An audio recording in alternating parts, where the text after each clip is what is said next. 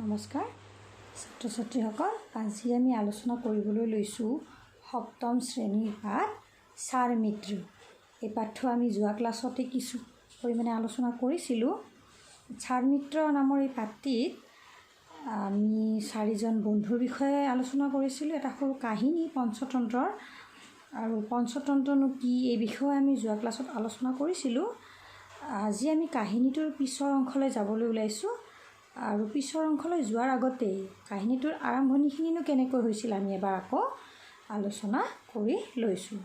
যে কি আছিল, চাৰিজন বন্ধু আছিল, আৰু তেওঁলোক কোন কোন আছিল? হৰিণ, কাউৰী, কাছ আৰু নিগনি। এই চাৰিজন খুব ভাল বন্ধুই কি কৰিছিল, এটা সৰোবৰৰ পাৰত একেলগে বাস কৰিছিল। কিন্তু কি হৈছিল, এদিন হৰিণটো তেওঁলোকৰ বন্ধু যিজন হৰিণ আছিল, তেওঁ বিপদৰ সন্মুখীন হৈছিল, আৰু সেই বিপদৰ পৰা তেওঁৰ বন্ধুসকলেনো তেওঁক কেনেকৈ বচাইছিল সেই বিষয়ে আজি আমি আলোচনা কৰিম।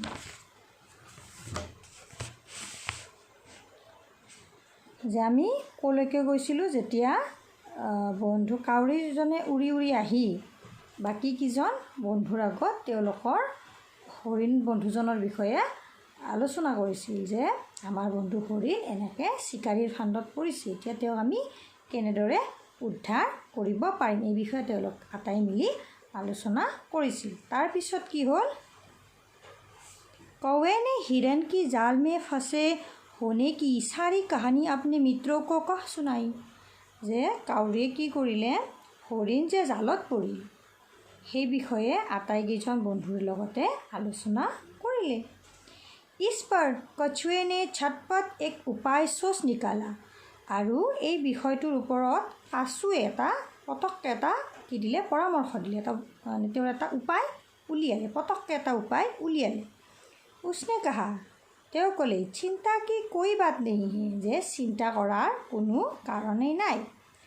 চুহা জাল কাট कर हिरन को आज़ाद कर सकता है, যে আমাৰ বন্ধু দেখোন নিগনি আছেই, তেওঁ কি কৰিব পাৰে, আমাৰ বন্ধুজনক তেওঁৰ তীক্ষ্ণ দাঁতেৰে জালখন কাটি পেলাই আমাৰ হৰিণ বন্ধুক ৰক্ষা কৰিব পাৰিছোঁ, তেওঁ তেনেকৈ কৈছিল।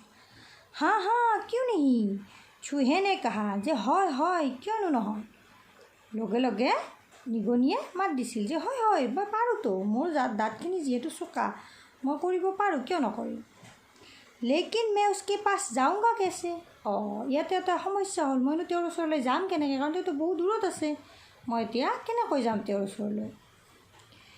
यह भी कोई बात है, कौवे ने कहा, যে এইবাৰ কাউৰীয়ে কৈছে, এইটো আৰু কি কথা, এইটো কিবা কথা নেকি। मैं तुम्हें अपनी पीठ पर बैठा कर ले जाऊँगा, যে মই তোমাক মোৰ পিঠিত উঠাই পিনে লৈ যাম, মই যিহেতু উৰিব পাৰোঁ, তোমাক মোৰ পিঠিত উঠাই পেলাই উৰি উৰি পটককৈ আমি ঠাইখিনি গৈ পাম।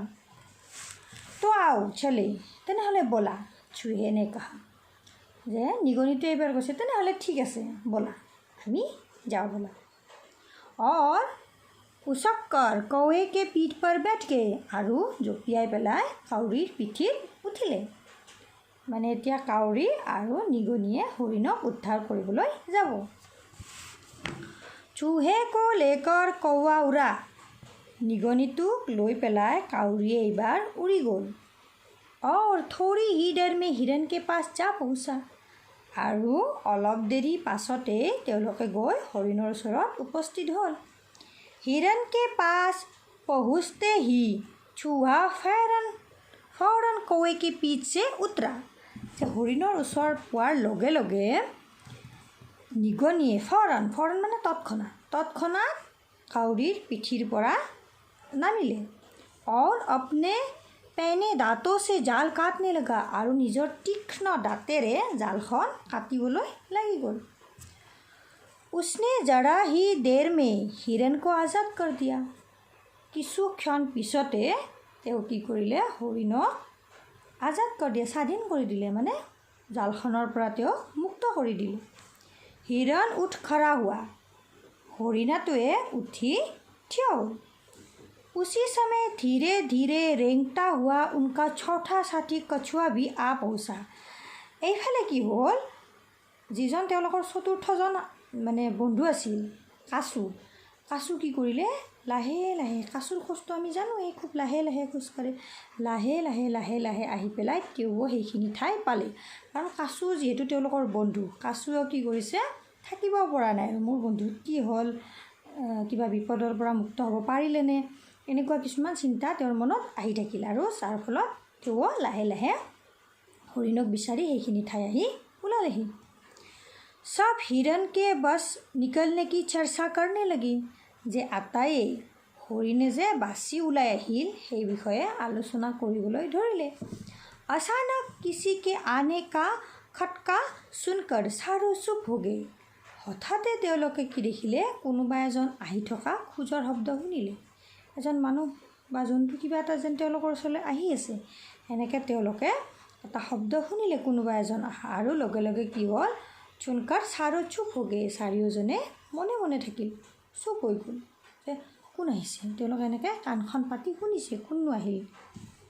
উन्होंने देखा सामने से बहेलिया चला आ रहा है। তেওঁলোকে দেখিলে যে সন্মুখৰ পৰা যিজন চিকাৰী, যিজনে জালখন পাতিছিল তেওঁ আহি আছে। बहेलिए पर नजर पड़ते ही कौवा उड़कर एक ऊंचे पेड़ की डाल पर जा पहुंचा। যে চিকাৰীজনক দেখাৰ লগে লগে কাউৰীয়ে উৰি গৈ এডাল ওখ গছৰ ডালত বহিলগৈ। চুহা এক বিল মে যা চিপা। নিগনিয়ে এটা গাঁতৰ ভিতৰত সোমাই লুকালে। और हिरन चौकरी भरता हुआ पल भर में गायब हो गया। আৰু হৰিণটোৱে তৎক্ষণাত তাৰ পৰা দৌৰি নোহোৱা হৈ গ'ল। लेकिन कछुआ बेचारा क्या करता। কিন্তু সমস্যা হ'ল এতিয়া কাক লৈ, কাছুক লৈ। কাছুনো এতিয়া কি কৰিব, কাৰণ কাছুই দৌৰিবও নোৱাৰে, উৰিবও নোৱাৰে আৰু লুকাবও নোৱাৰে। वह जैसे तैसे एक झाड़ी की ओर रेंगने लगा। তেওঁ যেনে তেনে কেকো জেকোকে কি কৰিলে, এটা ঝাৰ অৰ্থাৎ জোপোহাৰ ওচৰলৈকে চুচৰি চুচৰি যাবলৈ ধৰিলে। बहेलिए ने पास आकर देखा तो जाल खाली देखकर फसक रह गया। যে বহেলি অৰ্থাৎ চিকাৰীজনে যেতিয়া জালখনৰ ওচৰলৈ আহি চালে তো জাল খালী, জালখন খালী দেখা পালে, আৰু লগে লগে তেওঁ কি হ'ল, সচকিত হৈ গ'ল। আৰে ইয়াততো জালততো বস্তু এটা লাগিছিল, ক'লৈ গ'ল, তেওঁ সেনেকৈ সচকিত হৈ গ'ল। আৰে ইয়া কিয়া, উছনে কহা, আৰে এইটোনো কি হ'ল। ফচা ফচায়া হিৰণ ভাগ নিকলা। যে জালত বন্দী হোৱা হৰিণাটো পলাই গ'ল কেনেকৈ, অলপ আচৰিত হৈছে চিকাৰীজনে। ৱাহ চকিত হোকৰ ইধৰ উধৰ দেখনে লগা। তেওঁ সন্ত্ৰস্ত হৈ, চকিত হৈ ইফালে সিফালে চাবলৈ ধৰিলে। अचानक उसकी निगाह झाड़ी की ओर रेंगते हुआ कछुआ पर पड़ा। হঠাতে তেওঁৰ দৃষ্টি ক'ত পৰিল, জোপোহাৰ ওচৰলৈ গৈ থকা কাছুটোৰ ওপৰত তেওঁৰ দৃষ্টি পৰিল। তেওঁ দেখিলে এটা কাছু লাহে লাহে জোপোহাৰ ওচৰলৈকে গৈ আছে। उसने कहा, তেওঁ ক'লে, यहाँ तो कछुएराम दिखाई दे रहे हैं। আৰে ইয়াত দেখোন এটা কাছু হৈ আছে। চলো আজ ইনহি কা ভোগ লগায়া যায়। কোনো কথা নাই, আজি বাৰু ইয়াৰে ভোগ লগাম। মানে কি, হৰিণাটো নাপালোঁ কোনো কথা নাই, আজি বাৰু আমি কাছুৰ মঙহকে খাম। সেনেকৈ ভাবি उसने लपक कर कछुए को पकड़ा और एक थैली में बनकर घर की ओर चल गया। আৰু তেওঁ কি কৰিলে, এটা থৈলাত, মোনা এটাত কাছুটো ভৰাই ঘৰলৈ লৈ গ'ল। তেওঁ ভাবিলে যে কোনো কথা নাই, হৰিণাটো নাপালোঁ, কাছু এটাতো পাইছোঁ, গতিকে আজি আমি কাছুৰে এসাঁজ ভালকৈ খাম।